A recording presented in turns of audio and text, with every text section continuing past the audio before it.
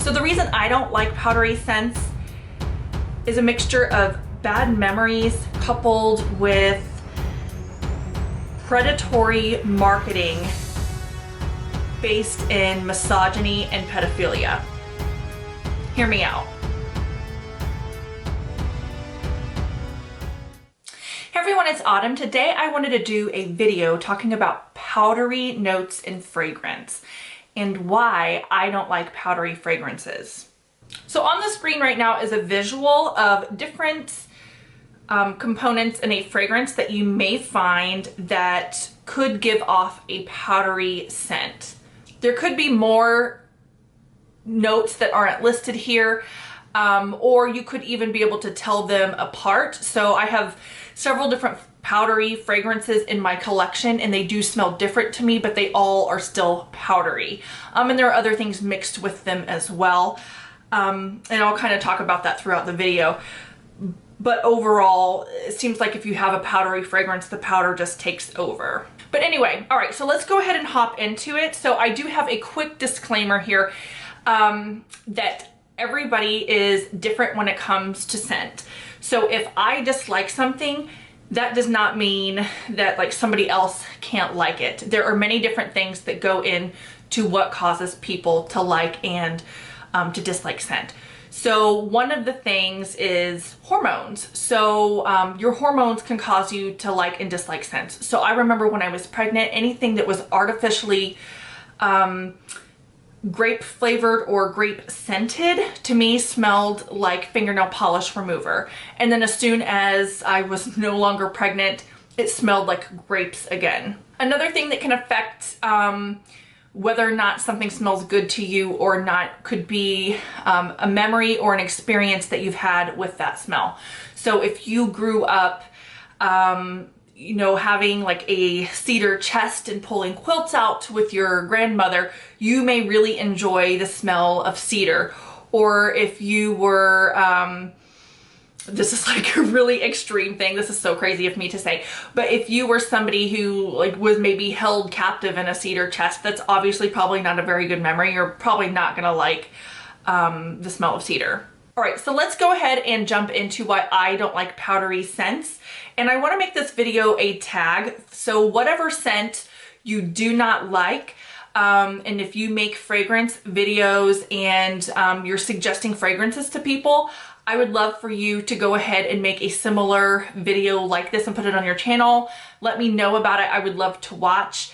And then I also just wanted to have this in place here on my channel to where when I do fragrance videos and I'm talking about not liking a fragrance or not liking a component of a fragrance, I can refer back to this video every time I talk about powder, because I have, I just recently did a fragrance haul and I talked about not liking powder, and I just want to have this video to kind of refer back to so people understand why.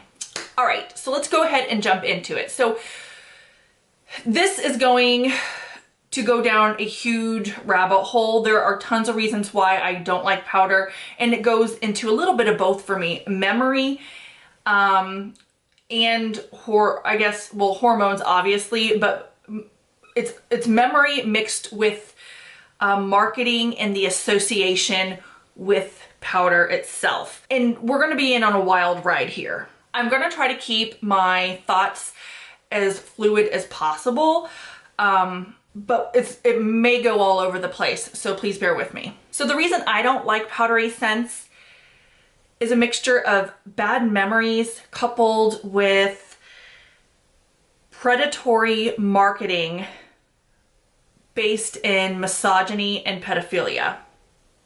Hear me out.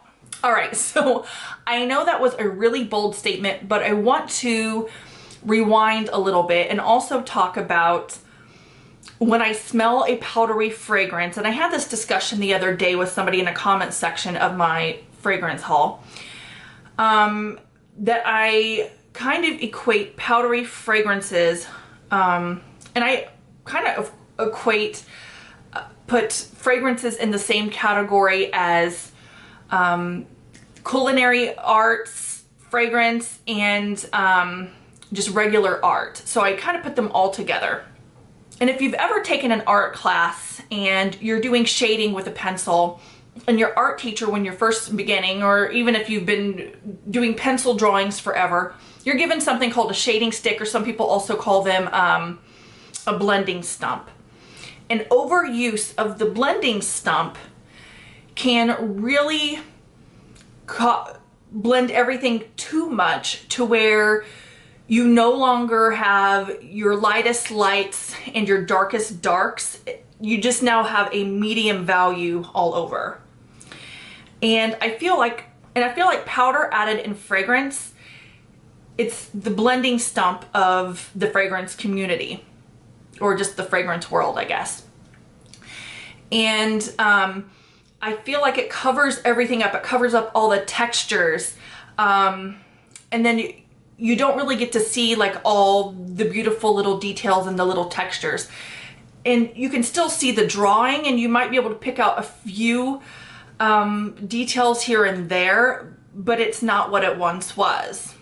Whereas if you left that powder out, you would be able to smell all the other components. And like if you didn't use the blending stump so much, you would be able to see everything else. And I feel like sometimes perfumers lean on powder a little bit too much, to the point of using it as a tool to help them blend all the other smells together for a well-blended perfume. All right, so back to the crazy statement that I had mentioned before, talking about the marketing based in misogyny and pedophilia. So if you think back to the early 1900s, or even before, late 1800s, that is when a lot of these powdery scents started coming out. And that is also around the time that Johnson's baby powder came to the market. And Johnson's baby powder was not only marketed for babies, they tried to market it so that it could sell as much as possible to everyone. And by doing that, they were telling people to try to stay fresh and pure and clean and put it all over their bodies. And a lot of people believed at the time also, this is also around the time that deodorant had come out and it was invented, but they didn't think it was safe for their bodies. So they were just using powders all over.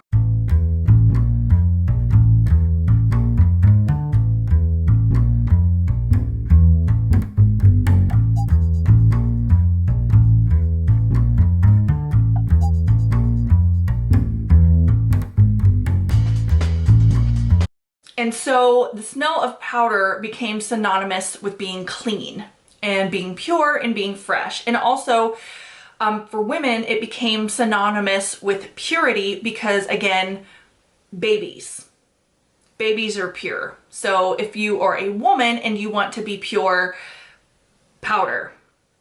See where I'm going with this?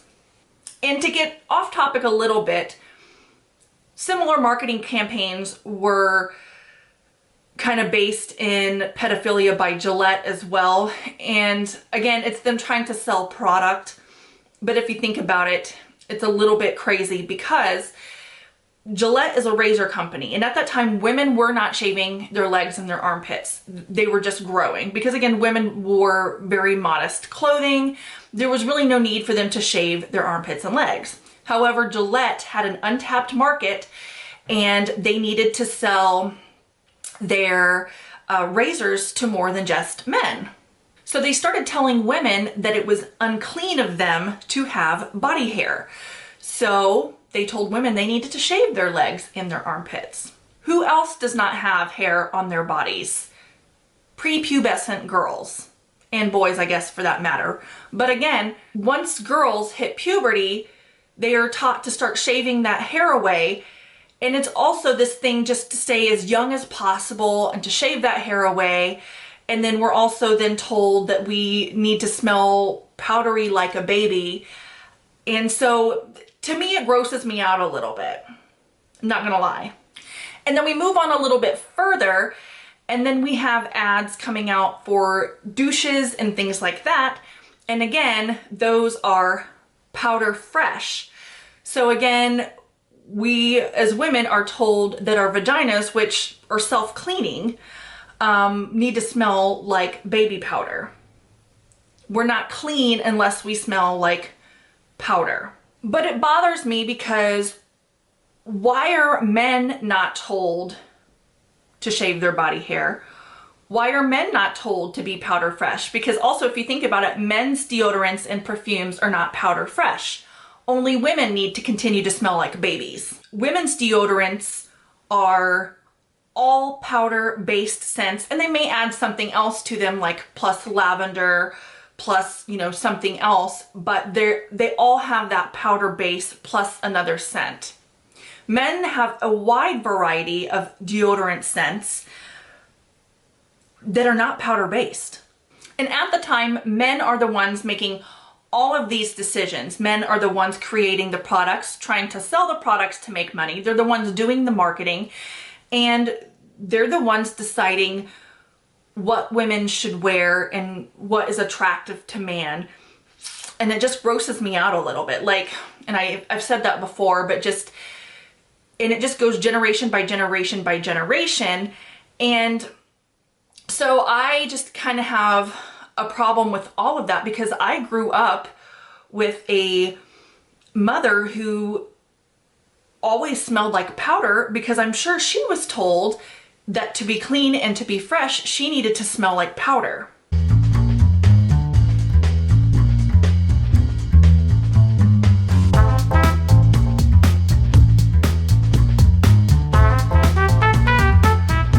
So then, all right, so we come a little bit closer to our general, because, you know, this was early 1900s to 1950s, and then we start coming a little bit, you know, closer, and then we have Love's Baby Soft. And I think that started around the 1970s. And then, so if you were thinking to yourself, okay, well, it's just a coincidence, maybe just all the scents then just were powdery. Maybe they didn't have a large variety of scent, which they did, but let's just go ahead and, you know, whatever.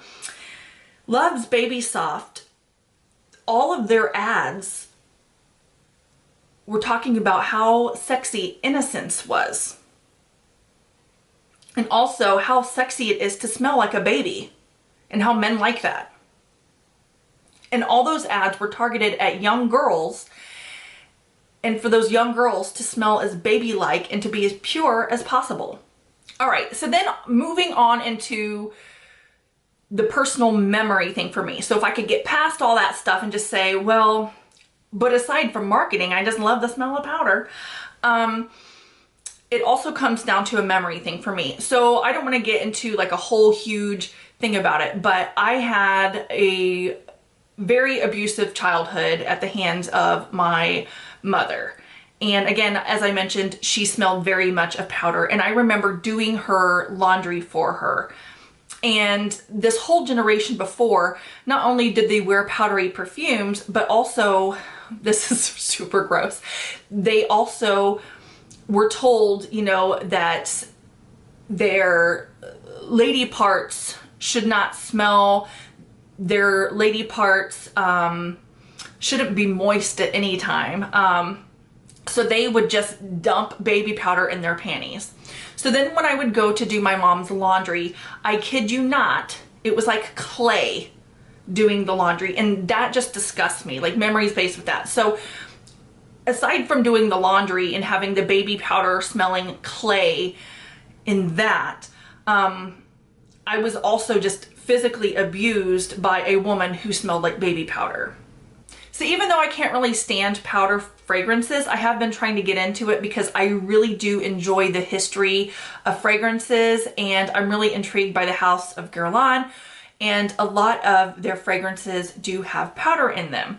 I have found an exception to where I can wear powdery fragrances, and that has been if the fragrance is meant for a man.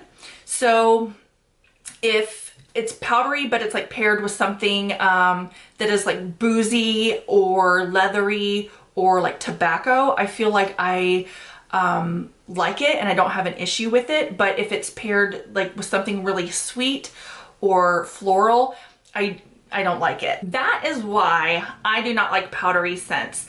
So I've left some visuals throughout this video kind of explaining like some of the ads and stuff like that. I would love if some of you did a similar video. And then also leave below some of your thoughts about, I guess, powder in different scents. If you have any more like facts or anything to bring to my attention, please do it. And I know that like baby powder doesn't naturally smell like that. That is a scent that Johnson & Johnson's added to the powder. So I don't really know what came first, the chicken or the egg situation, because I know a lot of perfumes back then just smelled like that powder. But then as marketing went on and that baby powder has been a mainstay, a lot of powdery fragrances have been marketed that way. And then that whole powdery fresh thing has then been marketed that way since. So that's just kind of my whole thought behind that.